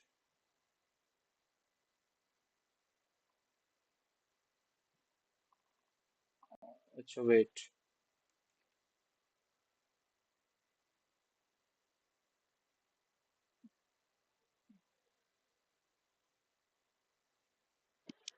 ठीक है, खैर छोड़ो, उसको इग्नोर करो। यहाँ आता हूँ मैं ट्राई टू योरसेल्फ में, और मैं इसके सोर्स में डालता हूँ यूट्यूब की एक लिंक डाल देता हूँ, ठीक है। अब गौर करना, यूट्यूब की वीडियो आपकी यहाँ पे एम्बेड, अच्छा रिफ्यूज टू कनेक्ट बोल रहा है, कुछ ऐसा हो गई होंगी कोई इशू, खैर। तो यहाँ से बोल रहा है, बट जब आपने कोड में यूज करोगे तो ये आपकी कोई इशू यहाँ पे देने नहीं वाली, ठीक है। और उसके बाद जावा स्क्रिप्ट कैसे HTML में डालते हैं, तो जैसे आपने लिंक टैग का यूज करके डाला ना वो मतलब CSS को, वैसे जावा स्क्रिप्ट को डालने के लिए आप स्क्रिप्ट टैग का यूज करते हो कुछ ऐसे, ठीक है। स्क्रिप्ट मतलब ऐसे नहीं, या तो इसमें भी होती है इंटरनल, आपको अगर जावा स्क्रिप्ट लिखनी है तो जैसे स्टाइल टैग के अंदर आप लिख रहे थे CSS, वैसे यहाँ स्क्रिप्ट टैग होती है, ठीक है। और फिर या फिर स्क्रिप्ट टैग के अंदर जैसे आपने लिंक में CSS के फाइल को ऐड करा वैसे कर सकते हो। अब हम आते हैं लेआउट वगैरह पे। तो ये देखो एक लेआउट है, हेडर है, और भी चीजें जो आपको यहाँ पे दिख रही है वो है, ठीक है। और यही है कि ये हेडर है, नेटबार है, सेक्शन है, आर्टिकल है, साइड है। तो ये सारी की सारी चीजें आपकी होती है। और आपके कोर्स के लहजे से मैं बताऊं तो ये सब इतना ज्यादा इंपॉर्टेंट है नहीं, ठीक है। तो इसको रहने देते हैं, जो इंपॉर्टेंट है मैं वो बता देता हूँ सबसे पहले। CSS float layout, flex layout. तो फिर हम सबसे पहले चलते हैं कहाँ, अच्छा, आपको रेस्पॉन्सिवनेस बनाना होता है तो उसके लिए आप सबसे पहले ये डालना कंटेंट में, ये डिवाइस की विड्थ के अकॉर्डिंग, और स्केलिंग इसकी इनिशियल स्केल 1 की डालते हैं, ठीक है। और फिर मीडिया क्वेरीज, देखो ऐसे ही हम इसी को बोलते हैं मीडिया क्वेरीज। आप यहाँ डिफाइन कर सकते हो आपको किस स्क्रीन पे कैसे चीजें दिखानी है। आप लिखते हो @media एंड, और फिर बोलते हो जब मैक्सिमम विड्थ 800 पिक्सल हो ना तब ये वाली स्टाइल अप्लाई करना। ठीक है, दे सकते हो जब जो आपकी विड्थ है वो 1200 हो तब कुछ और अप्लाई करना, तो ऐसे देते हो। और सिमेंटिक्स के ऊपर मैं आऊँ तो ये जो आपकी टैग है article, side, figure, footer, header, ये सब आपकी सिमेंटिक टैग्स होती हैं। एंड देयर आफ्टर फॉर्म्स के ऊपर अब हम आते हैं। तो फॉर्म को कैसे डिफाइन करते हो, ऐसे फॉर्म लिखो, ओपनिंग टैग, क्लोजिंग टैग, और फिर उसके बाद इनपुट फील्ड दे सकते हो। इनपुट फील्ड की ये कुछ टाइप है, अगर आप इनपुट फील्ड में टाइप टेक्स्ट दोगे तो सिंगल टेक्स्ट की आपकी फील्ड खुलेगी। अगर आप रेडियो दोगे तो रेडियो का खुलेगा। अगर आप चेक बॉक्स दोगे तो चेक बॉक्स का खुलता है। सबमिट कब यूज करते हो, जब आपको फॉर्म में आपको बटन देते हो ना तो वहां आप टाइप सबमिट देते हो, तो वो सबमिट बटन आपकी हो जाती है फॉर्म को सबमिट करने के लिए। और सिंपल बटन टाइप देना है, दे सकते हो। खैर, मैं अगर इसको खोल के दिखाऊं आपको, तो यहाँ देखो, यहाँ लेवल आप दे सकते हो। देखो फॉर्म है और ये उसकी इनपुट फील्ड है, लेवल फर्स्ट नेम है। तो जो भी आपको ये फर्स्ट नेम देनी होती है ना उसको हम लेवल में बोलते हैं, लेवल। फिर लिखते हो सबसे पहला एट्रीब्यूट फॉर, किसके लिए लेवल देना है भाई, तो आपने बोला एफ नेम के लिए लेवल देना है। ठीक है, वो बोलोगे एफ नेम ही क्यों, क्योंकि आपको जिसके लिए लेवल चाहिए, मतलब इस इनपुट फील्ड के लिए ये फर्स्ट नेम लेवल है, तो इस इनपुट फील्ड में गौर करो, इसकी आईडी मैंने एफ नेम दी है, इसका नेम भी मैंने एफ नेम दिया है। डेट्स वाई मैंने बोला फॉर एफ नेम, मुझे एफ नेम के लिए चाहिए, ये यहाँ से खुद को मैप कर लेगा कि मैं इसका लेवल हूँ। ठीक है, और इसकी टाइप टेक्स्ट वगैरह है। अब सपोज कर लो मैं कोई इनपुट बनाता हूँ, वहां पे मैं देता हूँ उसकी टाइप मैं रेडियो देता हूँ। रेडियो मतलब क्या होता है अभी आप देख लोगे, रेडियो। ठीक है, मैंने इसकी टाइप रेडियो दी, मैं एक वक्त के लिए हटाता हूँ इसको। अब देखो क्या हुआ, ये जो होता है ना सेलेक्ट करने के लिए, इसी को बोलते हैं रेडियो। ठीक है, मैंने इसकी टाइप दो चार और मैं डिफाइन करता हूँ। ठीक है, और देखो ये रेडियो ऐसे ही सेलेक्ट करते हो ना, मेल हो फीमेल हो या फिर कुछ भी हो, आप ऐसे ही सेलेक्ट कर लेते हो, तो इसी को बोलते हो आप रेडियो। ठीक है, अगर मैं चेक बॉक्स यहाँ पे दे दूं टाइप में, ठीक है, तो देखो यहाँ पे चेक बॉक्स यहाँ खुल के आ गया। ठीक है, तो आप ऐसे ही इन सारे के सारे चीजों को मोर और लेस यहाँ पे दे रहे होते हो। ओके जी, HTML form attribute action, form में फॉर्म टैग में एक एट्रीब्यूट होता है एक्शन, और इसका क्या काम है कि जो भी आपकी टाइप है ना, मतलब ऐसी बटन इनपुट कुछ भी जिसकी टाइप आपने सबमिट दी है, जब आप उसको क्लिक करोगे तो जो भी डाटा वगैरह इनपुट फील्ड में होगा उन सबको उठा के ये इस एक्शन को कॉल करता है। ठीक है, if action attribute is omitted the action is set to current page, तो करंट पेज पे वो डाल देगा। और फिर आप यहाँ क्या होता है, टारगेट एट्रीब्यूट होता है। जब आप सपोज कर लो मैं अगर यहाँ पे दूं, फॉर एग्जांपल मैं क्या करता हूँ, मैं यहाँ पे देता हूँ इनपुट में नहीं, ऐसे ही ठीक था, रेडियो ही देते हैं। मैं अगर दे दूं यहाँ पे टारगेट, ठीक है, मैंने बोला टारगेट एट्रीब्यूट एक होती है। ठीक है, और मैं यहाँ पे दे दूं अंडर स्कोर ब्लैंक, तो क्या होगा जब मैं इसको क्लिक करूंगा ना और जब कुछ खोलूंगा, अरे भाई जब मैं इसको क्लिक करूंगा और जब मैं इसको कुछ खोलूंगा तो वो किसी और में, देखो यहाँ पे जनरली ये फॉर्म में यूज होता है, यहाँ पे आप देते हो, देखो जब फॉर्म में आप सबमिट बटन क्लिक करते हो तो क्या होता है, या तो किसी और पेज पे आपको ले जाएगा, ठीक है, या फिर वहीं रहोगे आप।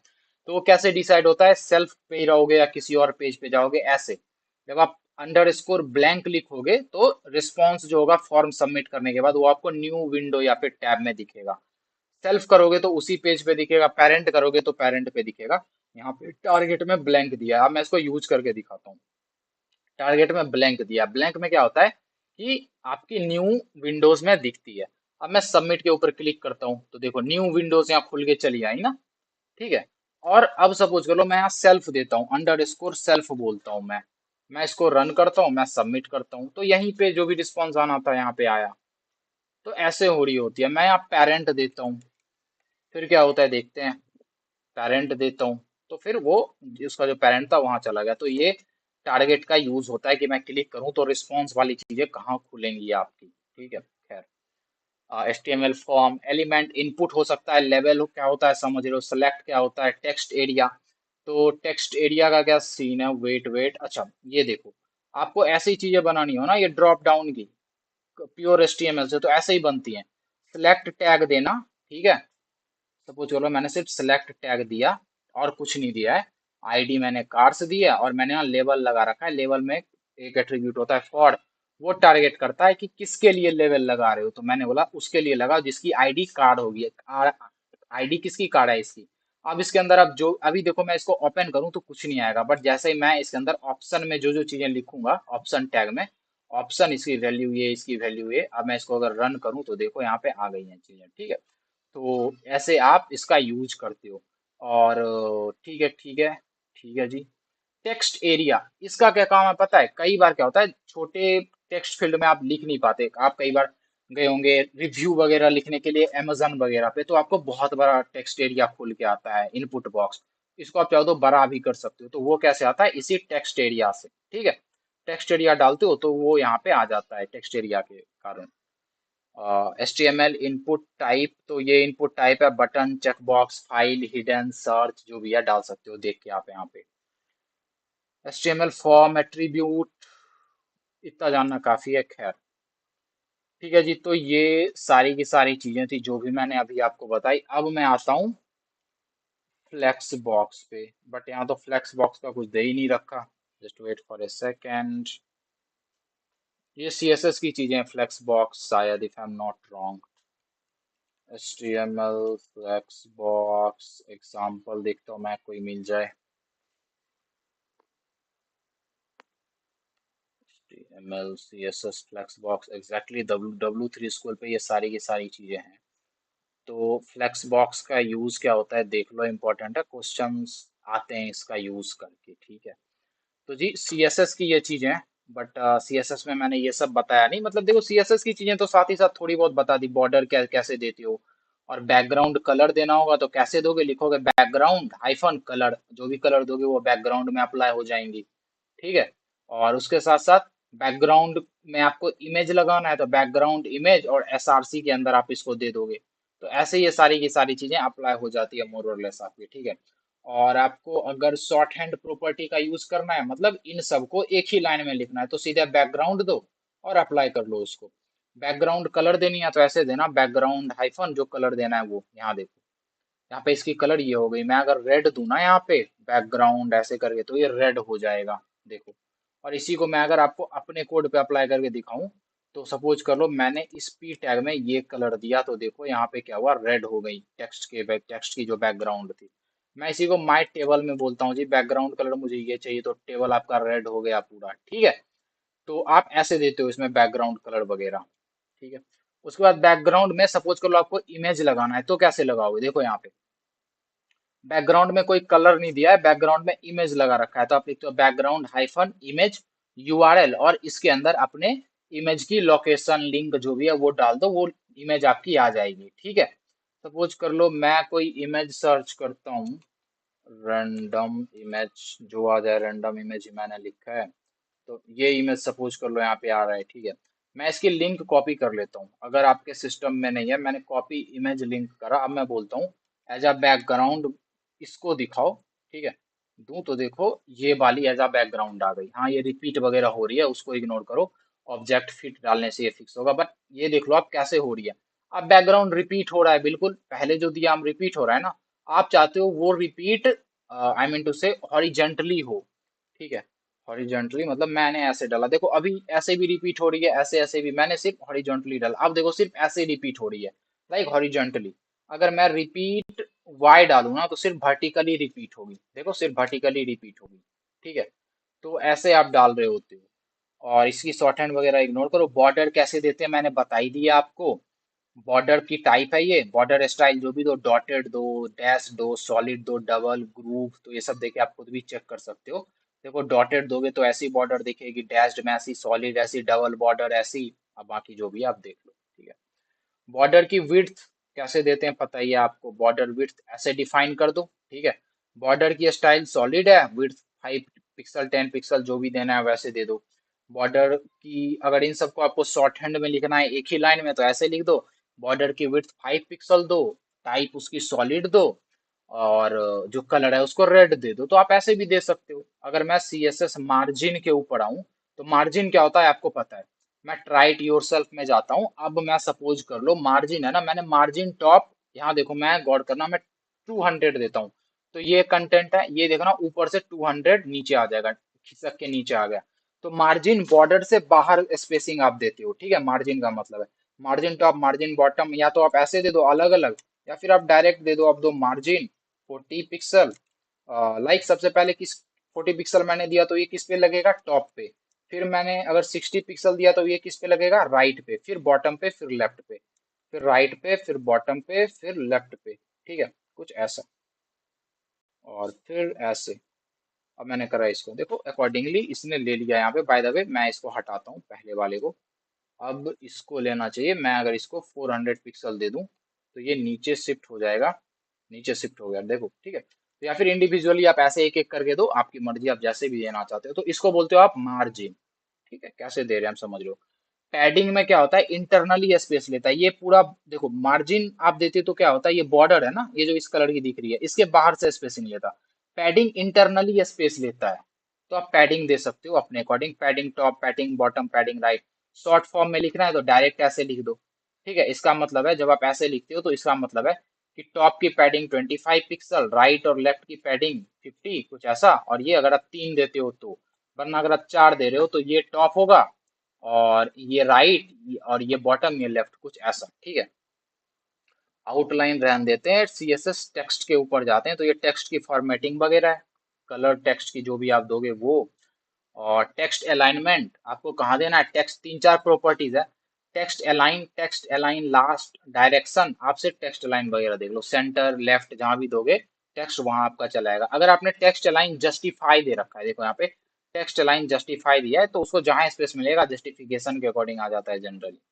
अगर आपने टेस्ट अलाइन लास्ट दिया है, लास्ट राइट, तो फिर यहाँ से ये इतना स्पेस छोड़ के ऐसे शुरू होता है, देखो यहाँ पे लास्ट से उसने खुद को अलाइन करा है। बट किस साइड, उसने राइट साइड करा है इनिशियली। मैं अगर इसको लेफ्ट दे दूं फिर क्या होगा, लेफ्ट मैं दे दूं फिर देखो उसने इस तरफ से स्पेस छोड़ के खुद को अलाइन करा। तो ये अलाइनमेंट की चीज है। टेक्स्ट को डेकोरेट करना है, मतलब टेक्स्ट के नीचे आपको देनी है ना अंडरलाइन देनी है। तो ऐसे दोगे, टेक्स्ट डेकोरेशन लिखोगे, लिखोगे ओवर लाइन, तो ऐसे लाइन कट टाइप आ जाएगा। लाइन थ्रू, अच्छा ओवर लाइन मतलब ऊपर आ जाएगा लाइन। लाइन थ्रू लिखोगे तो ऐसे कट करके आ जाएगा, अंडरलाइन में अंडरलाइन, और जो है आप देख ही रहे हो। तो ये सारी टेक्स्ट की प्रॉपर्टी थी। टेक्स्ट ट्रांसफॉर्मेशन अगर आपको करनी होगी तो आप दे सकते हो, अपर केस कर दोगे ना, दिखाता हूँ मैं, देखो मैंने यहाँ अपर केस दिया है तो ये देखो अपर केस में टेक्स्ट हो गया। मैंने लोअर केस दिया, लोअर केस, ऐसे ही लिखोगे टेक्स्ट हाइफन ट्रांसफॉर्मेशन, फिर upper case lower case. Capitalise दोगे तो जो पूरे के पूरे पैराग्राफ का जो पहला लेटर होगा वो कैपिटल हो जाएगा, T capital, I capital, C capital, कुछ ऐसा आपका मोरलेस हो जाता है। अब टेक्स्ट के बीच की स्पेसिंग वगैरह तो ये सब आप देख लेना। खैर, बाय द वे मैं कहाँ था, मैं था जी फ्लेक्स के ऊपर, और अब वक्त भी होने वाला है तो मैं फ्लेक्स बहुत जल्दी से बता दूं। सीएसएस का फ्लेक्स बॉक्स है क्या, देखो फ्लेक्स बॉक्स क्या है। Flex box is shorted for flexible box layout module. Layout module बनाने के ये काम आता है, लेआउट बनाने के काम आता है। ठीक है, रो और कॉलम वगैरह की हेल्प से आप इसमें डिफाइन कर सकते हो। और अगर आपको याद होना यहाँ पे, यहाँ पे सीएसएस फ्लेक्स बॉक्स में मैं अगर आऊँ, इसको डिस्कार्ड करता हूँ, वेट। सीएसएक्स सीएसएस आपका क्या है यहाँ पे कि लेआउट डिफाइन करते हो फ्लेक्स बॉक्स की हेल्प से। फ्लेक्स बॉक्स क्या है, देखो flex box is a CSS layout model designed to arrange element in one dimensional space. अगर आपको 1D में एलिमेंट को अरेंज करना है, किसी एलिमेंट को लेफ्ट में भेजना है, किसी को राइट में, किसी के बीच स्पेसिंग देनी है, किसी को ऊपर किसी के नीचे, समझ रहे हो ना, तो आप यूज करते हो फ्लेक्स बॉक्स का। ये क्या है, सीएसएस लेआउट मॉडल है डिजाइन करने के लिए, या फिर एलिमेंट को अरेंज करता है वन डायमेंशनल स्पेस में, या तो हॉरिजेंटली या तो वर्टिकली, ये आपका काम कर देगा। Why use flex box, flex box का यूज करें क्यों हम, तो जी देखो फ्लेक्स बॉक्स क्या करता है, मेक इट मच इजियर, क्या क्या, तो अलाइन करना एलिमेंट को वर्टिकली और हॉरिजेंटली, टेंशन फ्री होके अलाइन करो। ठीक है, distribute space dynamically, dynamically space देता है, दे देता है, और रिस्पॉन्सिव बनाता है चीजों को। रिस्पॉन्सिव मतलब स्क्रीन को अडेप्ट कर दे। अभी मेरी स्क्रीन इतनी बड़ी है, स्क्रीन जैसे जैसे छोटी होगी तो उसमें भी वो फिक्स हो जाए। तो कैसे देते हो, तो सबसे पहले जहां पे आप फ्लेक्स यूज करना चाहते हो तो उसका जो पेरेंट होगा ना, जो कंटेनर होगा, जो सबसे टॉप का एलिमेंट होगा, उसमें आप क्या दोगे।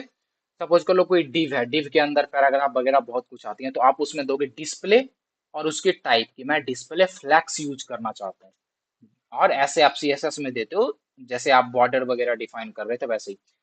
डिव है सीएसएस, सीएसएस में आपने बोला फ्लैक्स दूंगा मैं, फ्लैक्स डायरेक्शन दे सकते हो कि रो वाइज चाहते हो, कॉलम वाइज चाहते हो, कैसे चाहते हो flex hyphen direction row wise चाहते हैं। जस्टिफाई कंटेंट कि मतलब अलाइन करना चाहते हो आइटम को मेन एक्सिस पे, कैसे? Justify content space between.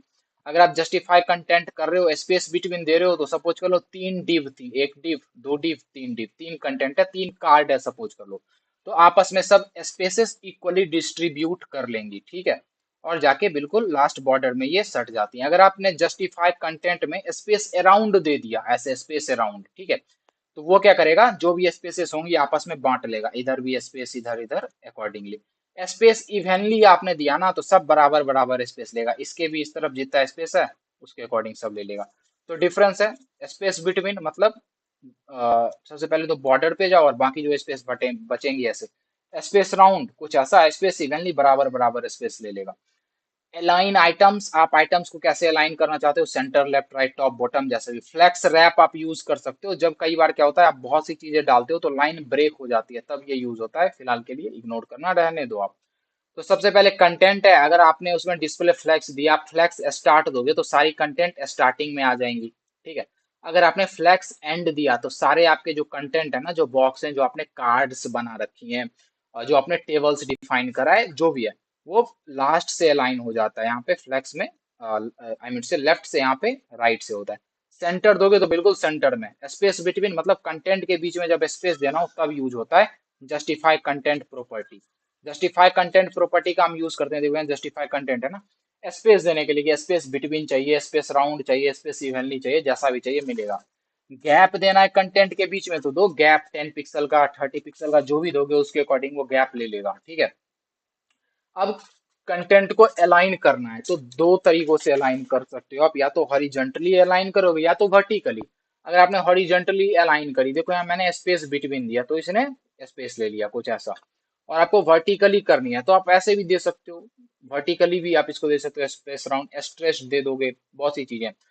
अगर आपने इसको देखो, अभी तक मैंने आपको दिखाई फ्लेक्स स्टार्ट यहाँ पे, तो फ्लेक्स स्टार्ट कैसे काम कर रही थी, हॉरिजॉन्टली मैंने दिखाई। वर्टिकली इसका यूज करोगे तो क्या होगा, ऐसे हो जाती हैं आपके फ्लेक्स स्टार्ट के मतलब रिगार्डिंग टॉप पे सारी चीजें चली जाएंगी ऐसे ऊपर से नीचे, ठीक है। फ्लेक्स एंड दोगे तो नीचे से, ठीक है। सेंटर दोगे तो बिल्कुल सेंटर में, ऊपर भी स्पेस छोड़ देगा, नीचे भी स्पेस छोड़ देगा। स्ट्रेच दोगे ना तो पूरा स्पेस खुद को स्ट्रेच करके पूरा का पूरा स्पेस अपने अंदर ले लेगा। उसके बाद C S S flex box में और क्या क्या आता है, C S S flex direction एक प्रॉपर्टी है, ठीक है। अगर आप रो दोगे तो ऐसे हो जाएंगी। अगर आप C S S flex box की प्रॉपर्टी कॉलम दोगे तो आपकी कंटेंट ऐसे अरेंज हो जाएंगी, वरना ऐसे रो वाइज अरेंज हो जाती हैं। रो रिवर्स दोगे तो देखो गौर करना है यहाँ पे सबसे छोटा कंटेंट, फिर अकॉर्डिंगली रिजर्व हुआ जो आपने पहले दिया होगा उसके अकॉर्डिंग। और रो रिवर्स दोगे ना तो सब जो सबसे पहले आपने लिखा होगा वो सबसे लास्ट में आएगा, फिर ये, और जो सबसे लास्ट वाला था वो पहला, मतलब रो रो जो है ना उसको रिवर्स कर दो, पहले को बाद में, बाद वाले को पहले में। कॉलम रिवर्स भी वही है। अलाइन करना है तो फ्लेक्स स्टार्ट दोगे तो ऊपर, फ्लेक्स सेंटर दोगे तो ऊपर नीचे दोनों स्पेस छोड़ देगा, बीच में रहेगा कहीं। फ्लेक्स एंड दोगे तो कंटेंट बिल्कुल नीचे, स्ट्रेच दोगे तो वो पूरा स्पेस ले लेंगी। जस्टिफाई कंटेंट, अगर आप फ्लेक्स स्टार्ट दोगे तो बिल्कुल लेफ्ट में चली जाती हैं, सेंटर दोगे तो सेंटर, एंड दोगे तो बिल्कुल राइट में, स्पेस बिटवीन में स्पेस लेंगी, स्पेस अराउंड जो भी उसके आसपास होगा स्पेस, वो स्पेस इवनली सारी की सारी स्पेस इवनली डिस्ट्रीब्यूट कर देंगी। वही आप हॉरिजेंटली करोगे तो वो कैसे रिएक्ट करेगा वो मैंने यहाँ दे रखा है। उसके बाद जस्टिफाई कंटेंट, अगर आप जस्टिफाई कंटेंट देते हो फ्लेक्स स्टार्ट जो भी मैंने दिखाया, तो अगर आपके पास चार कार्ड्स हैं, cards one, card two, card three, card four, तो वो ऐसे अरेंज हो जाती हैं, ठीक है। अगर आप देते हो फ्लेक्स कंटेंट, जस्टिफाई कंटेंट की वैल्यू आप देते हो फ्लेक्स एंड, तो ऐसे हो जाती हैं, सेंटर में ऐसे, स्पेस अराउंड वगैरह ये सब तो आप समझ ही रहे हो। और अभी तक जो भी मैंने बताया वही चीज है कि जब आप फ्लेक्स डायरेक्शन रो दोगे तो अगर तीन कार्ड है तो वो ऐसे अलाइंड होंगी, रिवर्स दोगे तो ऐसे अलाइंड हो जाती है। मैं अगर इसको जूम करके आपको दिखाऊं ना तो देखो आप, जब आप रो दोगे, सपोज कर लो आपके पास तीन कार्ड्स हैं, आपने फ्लेक्स रो दिया है, फ्लेक्स डायरेक्शन रो, मतलब फ्लेक्स डायरेक्शन की वैल्यू आपने रो दी है, ठीक है। सबसे पहले एक चीज की flex direction, flex wrap, align item, justify content, इन सबको अप्लाई करने के लिए आपका जो पेरेंट हेडर होगा, मतलब पेरेंट कंटेनर होगा, उसमें डिस्प्ले की प्रॉपर्टी फ्लेक्स देनी जरूरी है, तभी ये सब काम करेगा। तो रो दोगे तो ऐसे अरेंज हो जाएगा, रो रिवर्स दोगे तो कुछ इस साइड हो जाता है, मतलब जो लास्ट में आना था वो पहले आएगा। कॉलम में फिर वही चीज है, अब जो भी चीजें थी वो मैंने बता दी। अगर आपके पास कुछ कंटेंट है, 1 2 3 करके कंटेंट है और भी है जो कि इस लाइन से बाहर चला जाएगा, मतलब आपकी डिस्प्ले से बाहर चला जाएगा वो कंटेंट। अगर आपने फ्लैक्स रैप में की, मतलब फ्लैक्स रैप की प्रॉपर्टी नो रैप आपने दी है ना, तो क्या होगा कि ये लाइन ब्रेक करके बाहर चला जाएगा। बट अगर आपने रैप दे दिया तो क्या करेगा, इसको नीचे शिफ्ट कर देगा जैसे ही आपकी स्क्रीन छोटी होगी उसके रिगार्डिंग। अब और भी चीजें, ऑर्डर, फ्लेक्स, ग्लो, बट इतना ज्यादा आपको यूज करना नहीं है, इन सबको रहने देते हैं, ये सब बहुत ज्यादा हो जाएगा। अब अगर आप इसके एग्जाम्पल देखना चाहते हो तो देखो, पहले मैं इन सबको बंद कर देता हूँ, ठीक है। ये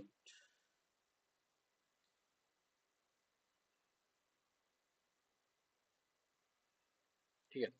तो यहाँ देखो 3 div बन रखा है। अब सपोज करो इन्हीं div में आप बहुत कुछ डाल दो, पैराग्राफ डाल दो, हेडिंग डाल दो, समझ सकते हो, जो भी आपको डालनी है डालो। तो इन शॉर्ट मान के चलो अपन लोग के पास 3 कार्ड्स हैं, ठीक है। मैंने बोला फ्लेक्स कंटेनर, मुझे कंटेनर फ्लेक्स चाहिए, फ्लेक्स कंटेनर बोला। तो ये सब यहाँ कुछ ऐसा आ गया। सपोज करो मैंने ऐसा नहीं दिया होता, फिर क्या, कुछ नहीं आया। मैंने बोला फ्लेक्स कंटेनर तो यहाँ पे आ गया। बाय द वे, गौर करना, मैंने यहाँ फ्लेक्स कंटेनर पे ना यहाँ कुछ डिजाइन लगा रखा है। सपोज करो मैं इसको हटा देता हूँ। अब देखो फ्लेक्स कंटेनर का कुछ नहीं है। और तो मैंने क्लास में दे दिया ये। और अगर डिस्प्ले दोगे तो डिस्प्ले फ्लेक्स दे देना, बेहतर होता है। बाय द वे स्टाइल देखो, यहाँ पे फ्लेक्स कंटेनर दे रहा हूँ तो मैंने स्टाइल में क्या दिया है कि डिस्प्ले मेरी फ्लेक्स होगी। मतलब मैंने यहाँ डिस्प्ले फ्लेक्स दे रखा है। फ्लेक्स कंटेनर मेरे क्लास का नेम है। अभी मैं बूटस्ट्रैप यूज नहीं कर रहा हूँ जो काम करेगा। यहाँ मैंने फ्लेक्स, सपोज करो मैंने फ्लेक्स सी यहाँ लिखा होता ना, ठीक है। तो यहाँ भी फ्लेक्स सी कर देता हूँ, तो ये चीजें इसके ऊपर भी अप्लाई हो जानी थी, ठीक है। अप्लाई हो गई है आपकी कुछ ऐसे, ठीक है। फ्लेक्स कंटेनर जो भी आप देते हो उसके अकॉर्डिंगली चीजें आपकी अप्लाई हो जाती है, बट जो जैसा था उसको वैसे कर देते हैं। तो एट लास्ट जो भी चीजें थी आपकी अप्लाई हो गई यहाँ पे। तो फिर अब हम देखते हैं, 3 चीजें देखी आपने फ्लेक्स की इंट्रो, अब हम देखते हैं फ्लेक्स कंटेनर। ठीक है, ठीक है, वेट, यहाँ देखो आप, गौर करना। ये है, इसके अंदर 3 इसकी चाइल्ड है, इसी के ऊपर लगानी है। डिस्प्ले इसकी मैंने फ्लेक्स दे रखी है, और फ्लेक्स डायरेक्शन मैंने रो दिया है। तो देखो तीनों डिव है ना, जो भी कंटेंट है वो रो वाइज आ गया। मैं यहाँ कॉलम देता हूँ, फिर कॉलम वाइज आएंगी चीजें। मैं यहाँ कॉलम रिवर्स दे देता हूँ, फिर कॉलम रिवर्स हो जाएगा। 3 ऊपर चला जाएगा, 1 नीचे चलाएगा, जबकि 3 सबसे लास्ट आ रहा था। वहीं अगर मैं रो रिवर्स देता हूँ तो 3 हॉरिजेंटली पहले चलाएगा। तो ऐसे डिफाइन करते हो, ठीक है। और मैं सिर्फ रो देता हूँ ना, फ्लेक्स डायरेक्शन रो, तो मतलब यहाँ से स्टार्ट हुआ। तो ये सारी की सारी चीजें हैं, ठीक है। और इसके बाद और क्या क्या था मैंने अभी जस्ट आपको दिखाया। जस्टिफाई कंटेंट अब मैं यहाँ यूज करता हूँ, ठीक है। जस्टिफाई कंटेंट यूज करता हूँ मैं अब फ्लेक्स कंटेनर पे। वेट, चलो इसी के अकॉर्डिंग चलते हैं। कॉलम दिया मैंने, फ्लेक्स डायरेक्शन रो रिवर्स दे दो, फ्लेक्स डायरेक्शन कॉलम दे दो, तो वो शिफ्ट कर लेगा खुद को अकॉर्डिंगली। रैप नो रैप का क्या सीन है, गौर करना यहाँ पे। यहाँ ये डिस्प्ले था, ये स्क्रीन साइज था, यहाँ पे उसने रैप दे रखा है। मैं अगर नो रैप कर दूं, फिर मैंने बोला नो रैप, अब क्या होगा, देखो एक ही लाइन में ना सबको उसने अरेंज कर दिया, ठीक है, बिल्कुल सप्रेस करके। तो डेट्स वाई आप रैप जरूर देना कि फ्लेक्स जो है ना उसकी डिस्प्ले वो रैप होंगी, तो ये अगर जैसे ही लाइन भर जाएंगी तो ये नीचे खुद को शिफ्ट कर लेगा, ठीक है। और फिर ये सारी की सारी जस्टिफाई कंटेंट के ऊपर अब हम आते हैं। तो जस्टिफाई कंटेंट मैंने यहाँ दिया है, सेंटर चाहिए तो सेंटर में आ गई। मैं बोलूँ जस्टिफाई कंटेंट स्पेस बिटवीन दो, तो उसके अकॉर्डिंग स्पेस ले लेंगी। ये देखो स्पेस ले ली। मैं बोलूँ स्पेस अराउंड दो, तो ये स्पेस अराउंड ले लेगा। मैं बोलूँ स्पेस इवनली, तो इक्वल इक्वल स्पेस आपस में ले लेता है। तो यही सारी की सारी चीजें थी। और अगर आपको इतना समझ आया तो भाई काफी है, लिटरली काफी है। अब ये अलाइन कंटेंट देख लेना, सेंटर है क्या है, तो वो सब मैंने जो भी यहाँ बताया ना इसमें, वही चीजों को अप्लाई करा गया है कोड में, और कुछ नहीं है। फ्लेक्स रिस्पॉन्सिव तो देखो कैसे कंटेनर बनाए, खैर। फ्लेक्स आइटम, तो यहाँ पे वही चीजें ऑर्डर वगैरह इन सब की बहुत ज्यादा इंपॉर्टेंट है नहीं। आप ये समझ गए कि फ्लेक्स देते हैं तो हॉरिजेंटली वर्टिकली जो देते हो शिफ्ट हो जाता है, कैसे दिखती हैं चीजें, तो ये मोर देन इनफ होगा, ठीक है। और फिर तो फिर आज के लिए इतना ही। और कल हम क्या करेंगे, कल मैं देख लेता हूँ, अगर आपको इशू हुआ तो इसके पीएजीए को मैं डिस्कस कर दूंगा, वरना वीक 3 की समरी हम देख लेंगे, ठीक है। तो फिर आज के लिए इतना ही। मैं अब करता हूँ इसको क्या